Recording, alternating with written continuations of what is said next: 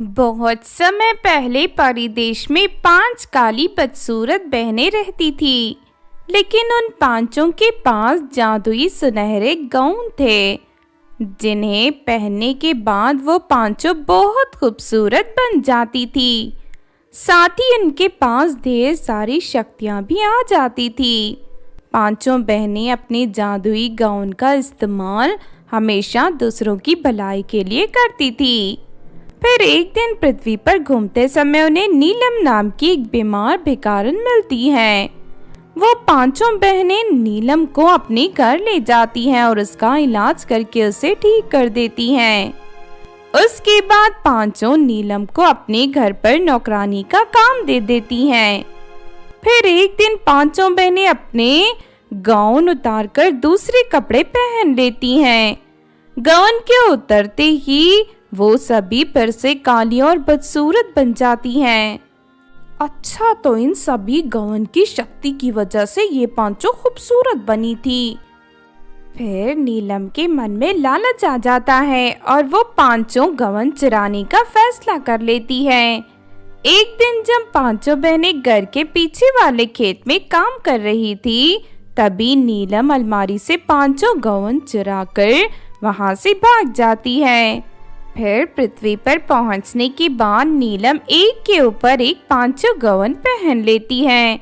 ऐसा करते ही नीलम का शरीर एक पेड़ के जितना विशाल हो जाता है। अरे वाह, मैं तो बहुत बड़ी हो गई और मुझे ढेर सारी शक्तियों का एहसास भी हो रहा है। फिर नीलम पास के गांव में चली जाती है। अपने गांव में इतनी विशाल लड़की को देख सभी गांव वाले घबरा जाते हैं। मैं दूसरी दुनिया से आई राजकुमारी हूँ। अब मैं तुम्हारे गांव में हुकूमत करने आई हूँ। तुम सबको मेरी बात माननी होगी। जो मेरे खिलाफ जाएगा, मैं उसकी गर्दन मरोड़कर उसे जान से मार दूंगी। नहीं नहीं, हमें कुछ मत करना। आखिर तुम चाहती क्या हो? मैं रोज पेट भर स्वादिष्ट खाना खाना चाहती हूँ और साथ ही तुम सब मेरी सेवा करोगे। हमारे सामने कोई रास्ता नहीं है, हमें इसकी बात माननी ही होगी। उसके बाद सभी गांव वाले मिलकर नीलम के लिए बड़े बड़े बर्तनों में उसके पसंद का खाना बनाकर तैयार कर देते हैं। खाना खाने के बाद नीलम खुशी से उछल पड़ती है। अरे वाह, आज जिंदगी में पहली बार मुझे इतना स्वादिष्ट खाना खाने को मिला है। अब मैं जिंदगी भर इसी तरह मौज करूंगी। फिर शाम होते ही नीलम गांव वालों से दूध मांगती है। सभी गांव वाले अपने घर में मौजूद गाय का दूध निकालकर इकट्ठा कर लेते हैं। देखते ही देखते नीलम सारा दूध पी जाती है। दूसरी तरफ दूध ना मिलने से गांव के सभी बच्चे दुखी होकर रोने लगते हैं। अगर ये रोज सारा दूध पी जाएगी तो हमारे बच्चे भूखे रह जाएंगे। लेकिन हम कर भी क्या सकते हैं? अगर हमने इसके खिलाफ जाने की कोशिश की तो ये हम सबको जान से मार देगी। इस तरह सभी गांव वालों को डरा धमकाकर नीलम वहां मजे से रह रही थी। फिर एक दिन पांचों बहनें नीलम को ढूंढते हुए उसके गांव में आ जाती हैं। क्यों धोखेबाज लड़की, हमने बुरे वक्त में तेरी सहायता की और तूने हमारे साथ ही धोखा किया। ला, चुपचाप हमारे गाउन हमें वापस कर दे। अच्छा, तो ये कोई दूसरी दुनिया की राजकुमारी नहीं बल्कि एक धोखेबाज लड़की है। अब मैं तुम सबको तुम्हारे गाउन कभी नहीं दूंगी। ये इस तरह हमारी बात नहीं मानेगी। कहते हैं ना, धोखेबाज के साथ धोखा करना चाहिए। अब हमें इसके साथ धोखा करना होगा। फिर दूसरी परी बड़े प्यार से नीलम से कहती है, देखो तुम पांचों गाउन अपने पास रख लो, हमें कोई एतराज नहीं है। बस हमारी एक मदद करो। परी देश में एक जादुई तालाब है, हमें उस तालाब तक पहुंचा दो। शक्तियां ना होने की वजह से हम उतनी दूर नहीं जा सकती। हाँ हाँ, उस तालाब के पास हमारी नानी रहती है, हम उसी के साथ रहना चाहती हैं। नीलम फौरन पांचों बहनों को अपनी हथेली में उठाकर हवा में उड़ती हुई परिदेश की ओर जाने लगती है। थोड़ी देर के बाद वो परियों के बताए हुए जादुई तालाब के किनारे पहुंच जाती हैं। मैंने तुम्हें यहाँ पहुंचा दिया, अब मैं जा रही हूँ। लेकिन तभी पांचों बहनें अपने कपड़ों से पिन निकालकर नीलम के पैरों में मारने लगती हैं। ये सब क्या है? तभी नीलम का संतुलन बिगड़ जाता है और वो तालाब में गिर पड़ती है। तालाब के जादुई पानी में गिरते ही नीलम के शरीर में आग लग जाती है। ये इंसानों को जलाने वाला जादुई तालाब है, अब तू जिंदा नहीं बचेगी। नहीं, मैं मरना नहीं चाहती, बचाओ मुझे, कोई मुझे बचाओ। देखते ही देखते नीलम का शरीर जलकर राख हो जाता है और पांचों गवन तालाब के पानी में तैरते हुए उसके ऊपर आ जाते हैं।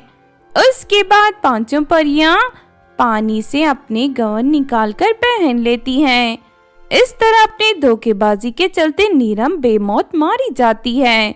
फिर परियां परी देश जाकर खुशी से रहने लगती हैं। एक बार की बात है, किसी गांव में चांदनी और रानी नाम की दो बहनें रहती थी। वो दोनों बहुत गरीब थी। उनके माता पिता उनके बचपन में ही गुजर गए थे। दोनों बहनें लोगों के घरों में काम करके अपना पेट पालती थी, लेकिन लोग उनसे ज्यादा काम करवाकर भी उन्हें बहुत कम पैसे देते थे, जिससे दोनों बहनों का गुजारा बड़ी मुश्किल से होता था। फिर एक दिन दोनों बहनें सिलाई सीखने का फैसला करती हैं और शहर के एक इंस्टीट्यूट में जाकर सिलाई का काम सीखने लगती हैं। कुछ महीनों की मेहनत के बाद वो दोनों बहनें अच्छी तरह टेलर बन जाती हैं और अपने गांव में कपड़े सिलाने की एक छोटी सी दुकान खोल लेते हैं। वो दोनों बहनें बहुत मन लगाकर और बड़ी सफाई से कपड़े सिलती थी, जिस वजह से धीरे धीरे उन दोनों के काम की तारीफ चारों तरफ होने लगती है। उनके गांव के साथ साथ आसपास के गांव की औरतें भी दोनों बहनों के पास कपड़े सिलवाने आती थीं। अरे ये कल तक ये दोनों बहनें भिखारी की तरह जिंदगी जी रही थी, लेकिन लगता है इनका काम कुछ ज्यादा ही अच्छा चल रहा है। धीरे धीरे इनकी ठाट बाट बढ़ती ही जा रही है। अगर इसी तरह चलता रहा तो ये दोनों एक दिन गांव की सबसे अमीर लड़कियां बन जाएंगी। इन दोनों भीखमंगों को इस तरह अमीर बनते मैं नहीं दे सकती। फिर एक रात रीटा चोरी से दोनों बहनों की दुकान में दाखिल हो जाती है और वहां ढेर सारे चूहे छोड़ देती है। रात भर में चूहे दुकान में रखे सारे कपड़े कुतर कर काट देते हैं। अगले दिन दोनों बहनें जैसे ही अपनी दुकान में दाखिल होती हैं तो अंदर का नजारा देख उनकी आंखें फटी की फटी रह जाती हैं। तभी रीटा गांव की औरतों को लेकर वहां आ जाती हैं। हे भगवान, मेरी इतनी महंगी ब्लाउज का ये क्या हाल हो गया। मैंने इसकी मैचिंग साड़ी पूरे 20,000 रुपए की खरीदी थी, अब इसकी भरपाई कौन करेगा। अरे तुम चिंता क्यों करती हो, इन दोनों बहनों की वजह से तुम्हारी ब्लाउज खराब हुई है, इसीलिए इसकी भरपाई इन दोनों बहनों को ही करना पड़ेगा। हाँ, तुमने सही कहा, मेरा सलवार सूट भी पूरे 30,000 रुपए का था, मुझे भी मेरे सलवार सूट की पूरी कीमत चाहिए। इस तरह वहां मौजूद सभी औरतें अपने कपड़ों के बढ़ चढ़कर दाम बताकर दोनों बहनों को परेशान करने लगती हैं। देखते ही देखते कपड़ों की कीमत लाखों रुपए में चली जाती है। फिर आखिरकार मजबूर होकर दोनों बहनों को अपना सब कुछ बेचकर उन औरतों के पैसे चुकाने पड़ते हैं। इस तरह वो दोनों बहनें पूरी तरह कंगाल हो जाती हैं और गांव छोड़कर चली जाती हैं। दूसरी तरफ उन दोनों बहनों को बर्बाद करके रीटा बहुत खुश होती है। फिर एक दिन एक बड़ी जादूगरनी की नजर दोनों बहनों पर पड़ती है। वो जादूगरनी उनसे अक्सर अपने कपड़े सिलवाया करती थी। जादूगरनी उन्हें अपने घर ले जाती है और उनके कंगाल होने का कारण पूछने लगती है। वो दोनों बहनें जादूगरनी को अपनी सारी आप बीती बताकर रोने लगते हैं। लगता है किसी ने तुम दोनों को बर्बाद करने के लिए जानबूझकर तुम्हारी दुकान में चूहे छोड़े हैं। लेकिन तुम चिंता मत करो, मैं सब ठीक कर दूंगी। उसके बाद जादूगरनी उन दोनों बहनों को घने जंगल के बीचों बीच ले जाती है। वहाँ एक पुराने घर के अंदर सोने और चांदी से बनी 2 श्रृंगारदानियां रखी थी। ये दोनों श्रृंगारदानी हर सुबह ढेर सारे पैसे प्रकट करती हैं। तुम दोनों रोज यहाँ आकर पैसे ले जाना, और हाँ, तुम्हें जो भी पैसे मिलेंगे उनका आधा हिस्सा गरीबों की मदद में खर्च कर देना। जादूगरनी की बात सुनकर दोनों बहनें बहुत खुश होती हैं। फिर अगले दिन से वो दोनों सोने और चांदी की श्रृंगारदानी से पैसे निकाल कर ले जाना शुरू कर देती हैं। देखते ही देखते कुछ ही दिनों में दोनों बहनें अपने गांव में एक बहुत बड़ा मकान बनाकर आलीशान जिंदगी जीने लगती हैं। जब ये बात रीटा को पता चलती है तो उसे यकीन नहीं होता। फिर वो दोनों बहनों की दौलतमंद होने का राज पता करने की कोशिश करने लगती है। फिर एक दिन रीटा दोनों बहनों का पीछा करते हुए जंगल में पहुंच जाती है और उन्हें सोने और चांदी के श्रृंगारदानी से पैसे निकालते हुए देख लेती है। अच्छा, तो ये बात है, ये दोनों बहनें रोज जादुई श्रृंगारदानी से पैसे निकाल कर ले जाती हैं। अब मैं इन दोनों श्रृंगारदानी को चुरा कर अपने घर ले जाऊंगी। उसके बाद फिर से कोई चाल चलकर दोनों बहनों को कंगाल बना दूंगी। दोनों बहनों के जाते ही रीटा श्रृंगारदानियों के पास पहुंच जाती है, लेकिन तभी अचानक उन श्रृंगारदानियों के अंदर से 2 बड़े सांप बाहर निकल आते हैं और रीटा पर हमला कर देते हैं। रीटा अपनी जान बचाकर वहां से भागने लगती है, लेकिन तभी उसका पैर फिसल जाता है और वो धड़ाम से जमीन पर गिर जाती है। उसके बाद वो दोनों सांप रीटा को काटना शुरू कर देते हैं। ओए माँ, मर गई रे, कोई मुझे इन सांपों से बचाओ, कोई तो मेरी मदद करो वरना मैं मर जाऊंगी। लेकिन उस घने जंगल में रीटा को बचाने कोई नहीं आता और थोड़ी ही देर में दोनों सांप रीटा को काटकर उसकी जान ले लेते हैं। इस तरह रीटा को उसके बुरे कर्मों का फल मिल जाता है। बहुत समय पहले मध्य भारत के बीच एक घना जंगल हुआ करता था। उस जंगल में 2 जादूगरनी बहनें रहती थी। वो दोनों नरभक्षी थी और जंगल के रास्ते आने जाने वाले इंसानों को मारकर खा जाती थी। फिर एक दिन एक दूध वाला अपनी साइकिल पर जंगल से गुजर रहा था। तभी पेड़ के ऊपर बैठी दोनों बहनें उसे देख लेती हैं और उसके ऊपर छलांग लगाकर उसे जमीन पर गिरा देती हैं। हाय, मर गया रे, मेरी तो कमर ही टूट गई।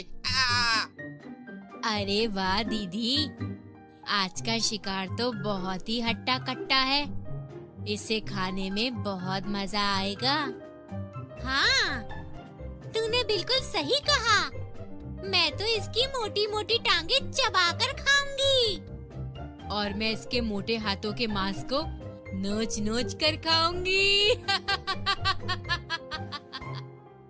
हे भगवान, मैं कैसी मुसीबत में फंस गया रे। ये दोनों तो मुझे मारकर खाने की बात कर रही हैं। देखो बहन, मैंने तुम्हारा क्या बिगाड़ा है? मुझे छोड़ दो, मैं बाल बच्चे वाला हूँ, मुझ पर रहम करो प्लीज। अरे चुप कर, अपना ये रोना धोना बंद कर और मरने के लिए तैयार हो जा। उसके बाद वो दोनों बहनें उसे घसीटकर अपनी गुफा में ले जाती हैं और उसके शरीर के टुकड़े करके उसे खा जाती हैं। इस तरह कुछ दिन बीत जाते हैं। फिर एक दिन एक खूबसूरत परी अपने जादुई कालीन पर बैठकर उस जंगल की सैर कर रही थी कि तभी उन दोनों बहनों की नजर उस पर पड़ती है। अरे वो देखो दीदी, एक खूबसूरत परी लगती है। ये परी देश से यहाँ घूमने आई है। मैंने सुना है परियों के पास जादुई छड़ी होती है। अगर हम इसकी जादुई छड़ी छीन लें तो हम दोनों बहुत शक्तिशाली बन सकती हैं। हाँ, तूने सही कहा। परियों की जादुई छड़ी बहुत काम की है, लेकिन मैंने ये भी सुना है कि परियों की छड़ी के साथ साथ उनका दिल भी बहुत शक्तिशाली होता है। अगर हम इस परी को मारकर इसका दिल खा जाएं, तो हम दोनों कई तरह की जादुई शक्तियों की मालकिन बन सकती हैं। अगर ऐसी बात है तो चलो फौरन इस परी को पकड़ते हैं। उसके बाद वो दोनों बहनें परी के ऊपर एक जाल फेंककर उसे पकड़ लेती हैं। अरे नहीं, छोड़ो मुझे। कौन हो तुम दोनों और मुझे क्यों पकड़ रही हो? आज तेरी जिंदगी का आखिरी दिन है। तूने इस जंगल में आकर बहुत बड़ी गलती कर दी। अब तुझसे तेरी जादुई छड़ी छीनकर हम दोनों तुझे मारकर खा जाएंगे। नहीं नहीं, मुझे मत मारो। अगर तुम दोनों मुझे जिंदा छोड़ने का वादा करो तो मैं तुम्हें जादुई सोने का पेड़ दे सकती हूँ। मेरी जादुई छड़ी के मुकाबले वो जादुई सोने का पेड़ कई गुना शक्तिशाली है। और इतना ही नहीं, उस पेड़ पर लगे फल खाने से तुम दोनों हमेशा के लिए जवान बनी रहोगी और जिंदगी में कभी बुढ़ापा तुम दोनों पर हावी नहीं होगा। क्या कहा? जादुई सोने का पेड़? क्या सच में उसके फल खाकर हम दोनों हमेशा के लिए जवान बन सकती हैं? हाँ हाँ, बिल्कुल सच कह रही हूँ मैं। मेरे घर पर जादुई सोने का पेड़ है। दीदी, इसकी बेकार छड़ी लेने से अच्छा है कि हम वो जादुई सोने का पेड़ ले लें। चलो इसी वक्त इसके साथ इसके घर चलते हैं। फिर वो दोनों बहनें परी के साथ उसके जादुई कालीन पर बैठ जाती हैं। उसके बाद जादुई कालीन उन तीनों को हवा में उड़ाते हुए परी देश में मौजूद उस परी के घर के आंगन में ले जाता है। वहाँ एक बहुत ही खूबसूरत सोने का पेड़ होता है जिसके ऊपर ढेर सारे रंग बिरंगे फल लगे हुए होते हैं। क्या ये वही जादुई सोने का पेड़ है जिसके बारे में तूने हमें बताया था? हाँ हाँ, ये वही जादुई पेड़ है। चलो दीदी, इस पेड़ को काटकर अपने साथ जंगल ले चलते हैं। नहीं नहीं, पहले हमें पूरी तरह तसल्ली करनी होगी कि इस परी की बात सच है या नहीं। हाँ दीदी, ये बात तुमने ठीक कही। सबसे पहले हम इस पेड़ के फलों को खाकर देखते हैं। हमें पता चल जाएगा कि हम जवान बन सकते हैं या नहीं। उसके बाद वो दोनों बहनें जल्दी से पेड़ के ऊपर चढ़ जाती हैं और वहाँ लगे फलों को तोड़कर खाने लगती हैं। अरे वाह, ये फल तो बहुत ही स्वादिष्ट हैं। लेकिन तभी उन दोनों के शरीर का आकार छोटा होने लगता है और देखते ही देखते दोनों तरबूज में बदल जाती हैं। अरे नहीं, हमारे साथ धोखा हो गया। हम दोनों तो तरबूज में बदल गए। इस परी ने हमें बेवकूफ बना दिया। हे परी, जल्दी से हमें हमारे असली रूप में बदल दे, वरना हम तुझे जिंदा नहीं छोड़ेंगे। ये सुनकर परी जोर जोर से हंसने लगती है। अब तुम दोनों मेरा कुछ नहीं बिगाड़ सकती। मुझे तुम्हारे बारे में पहले ही सब कुछ पता था। मैं जानबूझकर जंगल में गई थी ताकि तुम दोनों मुझ पर हमला कर सको। तुम दोनों ने मिलकर बहुत सारे मासूम इंसानों की जान ली है, इसलिए मैं तुम दोनों को सबक सिखाना चाहती थी। अब तुम दोनों जिंदगी भर इसी तरह तरबूज बनी रहोगी। उसके बाद परी उन दोनों तरबूज को उठाकर परी देश के कुएं में फेंक देती है। इस तरह परी अपनी होशियारी से उन दोनों जालिम बहनों को उनके अंजाम तक पहुंचा देती है। एक बार की बात है, परी देश में चिंकी और पिंकी नाम की दो सौतेली बहनें रहती थी। वो दोनों अपने घर पर लिपस्टिक बनाकर बेचा करती थी। चिंकी परी बहुत ईमानदार थी। वो अच्छी क्वालिटी की लिपस्टिक बनाती थी, जबकि पिंकी परी एक धोखेबाज और लालची परी थी। वो हमेशा खराब क्वालिटी की लिपस्टिक बनाकर बेचती थी। इसी तरह एक दिन पिंकी परी पृथ्वी की लड़कियों को लिपस्टिक बेच रही थी। तभी वहाँ कुछ लड़कियाँ आकर उसे भला बुरा कहने लगती हैं। पिछले हफ्ते हमने तुमसे लिपस्टिक खरीदी थी, लेकिन तुम्हारी लिपस्टिक तो बहुत ही बेकार है। जरा ये देखो हमारी होठों का क्या हाल हो गया। आज के बाद हम तुमसे लिपस्टिक नहीं खरीदेगी, तुम यहाँ से चली जाओ। हाँ, तुम ठीक कहती हो। ये परी बहुत ही घटिया क्वालिटी की लिपस्टिक बनाकर बेचती है। मैंने सुना है पास वाले गांव में चिंकी नाम की एक परी लिपस्टिक बेचने आती है। उसकी लिपस्टिक बहुत ही अच्छी होती है। चलो उससे चलकर लिपस्टिक खरीदते हैं। फिर वो सभी लड़कियां पड़ोस के गांव में जाकर चिंकी के पास से लिपस्टिक खरीद लेती हैं। इस बात से पिंकी परी को बहुत जलन होने लगती है। चिंकी की वजह से पृथ्वी की लड़कियों के बीच में मैं बदनाम हो गई हूँ। अब यहाँ की लड़कियां मुझसे लिपस्टिक नहीं खरीदेंगी, मुझे चिंकी का कुछ करना होगा। फिर एक दिन चिंकी परी अपनी जादुई कालीन पर ढेर सारी लिपस्टिक रखकर पृथ्वी पर बेचने जा रही थी। तभी पिंकी परी जादुई तीर चलाकर चिंकी परी की कालीन में आग लगा देती है। ये देख चिंकी घबरा जाती है और किसी तरह अपनी जान बचाकर कालीन से कूद पड़ती है। तभी वहाँ पिंकी आ जाती है। तेरी वजह से पृथ्वी की कई लड़कियों ने मुझसे लिपस्टिक खरीदना बंद कर दिया है, इसलिए आज के बाद तू पृथ्वी पर लिपस्टिक बेचने नहीं जाएगी, वरना मैं रोज तुझे इसी तरह परेशान करूंगी। पिंकी, मैंने तो आज तक कभी तुम्हारा बुरा नहीं सोचा, फिर तुम मेरे साथ ऐसा क्यों कर रही हो? देख, ज्यादा बातें मत कर और निकल जा यहाँ से। तभी वहाँ एक दरबारी परी आ जाती है। क्या हुआ, तुम दोनों आपस में क्यों लड़ रही हो? इस चिंकी की वजह से पृथ्वी की लड़कियां मुझसे लिपस्टिक नहीं लेती और मुझे काफी नुकसान उठाना पड़ रहा है। देखो, इस तरह लड़ना झगड़ना ठीक नहीं है। तुम दोनों मेरे साथ रानी परी के पास चलो, वो तुम दोनों का फैसला करेगी। फिर दरबारी परी दोनों को रानी परी के पास ले जाती है और उससे सारी बात बता देती है।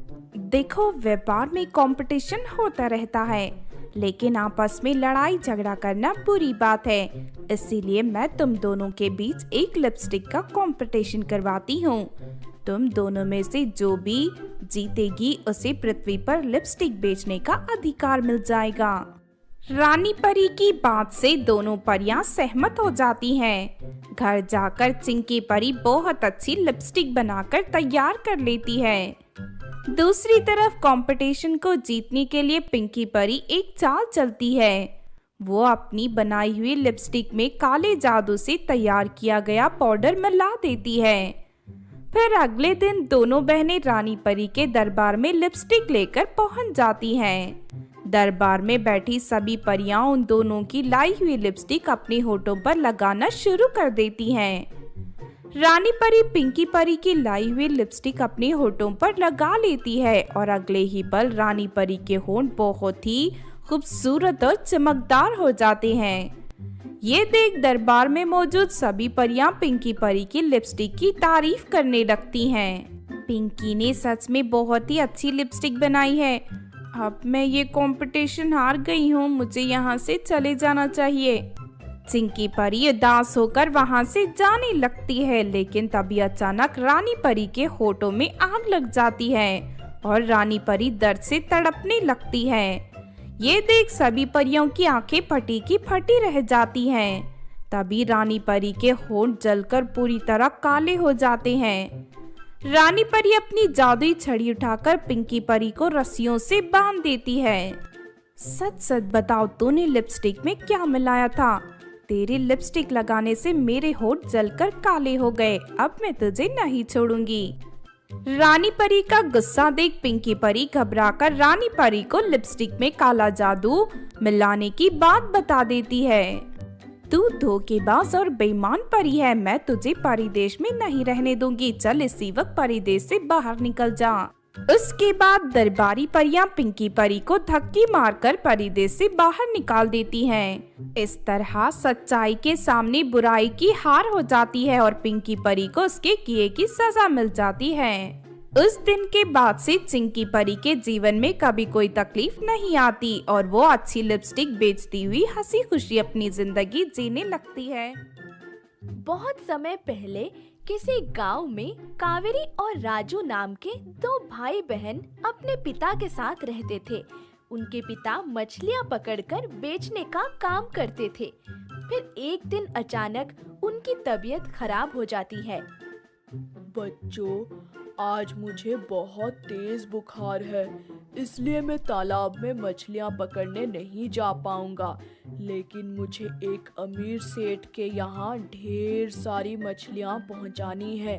उनके यहाँ बहुत बड़ी पार्टी है।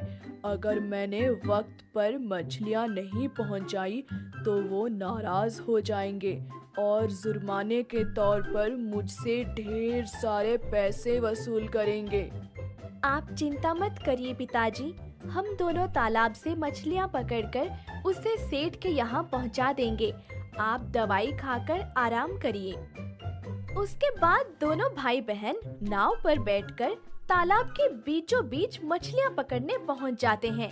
थोड़ी ही देर में वो दोनों काफी मछलियाँ पकड़ लेते हैं, लेकिन तभी अचानक उनके जाल में एक बड़ा सा सुनहरा कछुआ फंस जाता है। उस कछुए के शरीर में ढेर सारे चमचमाते हुए हीरे जड़े थे। अरे, इतना सुंदर कछुआ तो मैंने आज से पहले कभी नहीं देखा।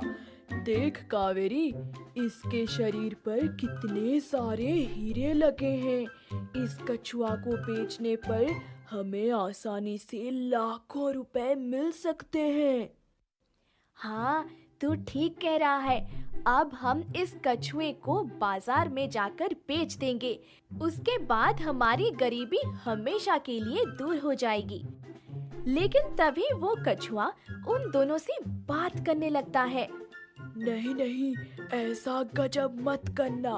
देखो, अगर तुम दोनों मुझे छोड़ दोगे तो मैं तुम्हें सैंडल देने वाले एक जादुई कुएं के बारे में बताऊंगा। क्या कहा? सैंडल देने वाला कुआं? हाँ, उस कुएं में ढेर सारी सैंडलें तैरती हैं। तुम दोनों उस कुएं से जितनी चाहे उतनी सैंडल हासिल कर सकते हो। अरे वाह, ये तो बहुत ही कमाल की बात है। फिर तो हम रोज ढेर सारे सैंडलें बेचकर बहुत पैसे कमा सकते हैं। ठीक है बोलने वाले कछुए, हम तुम्हें छोड़ने के लिए तैयार हैं। चलो, अब हमें उस जादुई कुएं तक पहुंचाने का रास्ता बताओ। तालाब के उस पार वाले जंगल में जादुई कुआं मौजूद है, लेकिन एक बात का ध्यान रखना, तुम्हें दिन में ही उस कुएं में जाना पड़ेगा। रात में उस कुएं के पास जाने की गलती मत करना, वरना तुम दोनों अपनी जान से हाथ धो बैठोगे। ठीक है, हम दोनों इस बात का ध्यान रखेंगे। उसके बाद वो दोनों कछुए को छोड़ देते हैं और वो कछुआ पानी में तैरता हुआ वहाँ से चला जाता है। फिर वो दोनों भाई बहन मछलियाँ लेकर अपने घर चले जाते हैं और अपने पिता के बताए हुए पते पर जाकर अमीर सेठ के यहाँ मछलियाँ पहुँचा देते हैं। फिर अगले दिन सुबह होते ही दोनों भाई बहन तालाब को पार करके जंगल में पहुँच जाते हैं और वहाँ जादुई कुएं की तलाश करने लगते हैं। थोड़ी दूर चलते ही उन्हें वो जादुई कुआं दिखाई देता है। दोनों देखते हैं कि कुएं के पानी में ढेर सारी सुंदर सुंदर सैंडलें तैर रही है। अरे, कछुए ने बिल्कुल सही कहा था, ये कुआं पूरी तरह सैंडलों से भरा पड़ा है। फिर वो दोनों एक जाल लेकर कुएं में मौजूद सारी सैंडलें बाहर निकाल लेते हैं, लेकिन अगले ही पल पानी के अंदर से नई सैंडलें तैरने लगती हैं। आज के लिए इतनी सैंडल काफी है। चलो, इन्हें बाजार में जाकर बेच देते हैं। फिर वो दोनों शहर के बाजार में जाकर सैंडलों को बेचने लगते हैं। वो सैंडलें बहुत ही खूबसूरत थी, इसलिए बहुत जल्दी उनकी सारी सैंडल बिक जाती है और बदले में उन्हें ढेर सारे पैसे मिल जाते हैं। ये देख दोनों भाई बहन खुश हो जाते हैं और घर जाकर सारे पैसे अपने पिता को दे देते हैं। फिर अगले दिन से वो दोनों इसी तरह रोज जादुई कुएं से सैंडल निकालकर बेचना शुरू कर देते हैं। इस तरह देखते ही देखते कुछ ही समय में वो दोनों बहुत अमीर हो जाते हैं। साथ ही अपने रहने के लिए एक बड़ा सा मकान बनवा लेते हैं और शान से अपनी जिंदगी जीने लगते हैं। दूसरी तरफ उसी गांव में उर्मिला नाम की लालची औरत रहती थी। अचानक कावेरी और राजू को अमीर बनते देख उसे बहुत जलन होती है। अरे, अचानक ये दोनों भाई बहन इतने अमीर कैसे बन गए? इनका बाप तो मछलियां पकड़कर बेचता है, फिर इनके पास इतनी सारी दौलत कहाँ से आई? हाँ भाग्यवान, तुम ठीक कहती हो। आजकल तो ये लोग बड़े ठाट बाट से रहते हैं। जरूर कुछ गड़बड़ है। इन पर नजर रखकर हमें सच्चाई का पता लगाना होगा। इसके बाद वो दोनों राजू और कावेरी पर नजर रखना शुरू कर देते हैं। फिर अगले दिन दोनों भाई बहन जादुई कुएं से सैंडल निकालने पहुंच जाते हैं। दूसरी तरफ उर्मिला और उसका पति भी उन दोनों का पीछा करते हुए वहां पहुंच जाते हैं। उसके बाद राजू और कावेरी कुएं से सैंडल निकालकर वहां से शहर के बाजार पहुंच जाते हैं। फिर हमेशा की तरह थोड़ी ही देर में उन दोनों की सारी सैंडल बिक जाती है और दोनों भाई बहन पैसे लेकर खुशी खुशी अपने घर चले जाते हैं।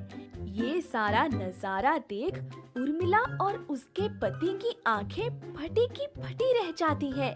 फिर रात होते ही दोनों पति पत्नी ढेर सारे सैंडल हासिल करने कुएं के पास पहुंच जाते हैं। सुनिए जी, मुझे लगता है इस कुएं के अंदर जरूर कोई जादुई चीज मौजूद है, जिस वजह से यहाँ सैंडल प्रकट हो जाते हैं। चलो कुएं के अंदर उतर कर देखते हैं, क्या पता हमें सैंडलों के साथ साथ कोई और अनोखी चीज मिल जाए। हाँ हाँ भाग्यवान, तुम बिल्कुल ठीक कहती हो। चलो कुएं के अंदर चलते हैं। फिर लालच में पड़कर दोनों कुएं के अंदर उतर जाते हैं, लेकिन तभी वो सभी सैंडल बड़े बड़े सांपों में बदल जाते हैं और कुएं के अंदर मौजूद मगरमच्छ उन दोनों पर हमला कर देता है। अरे, अचानक ये मगरमच्छ कहाँ से आ गया? इससे पहले कि ये हमें मार कर खा जाए, हमें यहाँ से भाग जाना चाहिए। दोनों कुएं से बाहर निकलने की कोशिश करने लगते हैं, लेकिन वो मगरमच्छ अपने दांतों से दोनों की टांगे काटकर अलग कर देता है। उसके बाद उर्मिला और उसका पति किसी तरह अपनी जान बचाकर कुएं से बाहर निकल जाते हैं। हमने लालच में पड़कर बहुत बड़ी गलती कर दी। अब हम दोनों को इसी तरह अपाहिज बनकर पूरी जिंदगी बितानी पड़ेगी। हाँ भाग्यवान, काश हमने लालच ना किया होता तो आज हम दोनों का शरीर बिल्कुल सही सलामत होता। इस तरह वो दोनों अपने किए पर पछताने लगते हैं। फिर उस दिन की घटना के बाद वो दोनों पूरी तरह सुधर जाते हैं और जिंदगी में दोबारा कभी लालच नहीं करते।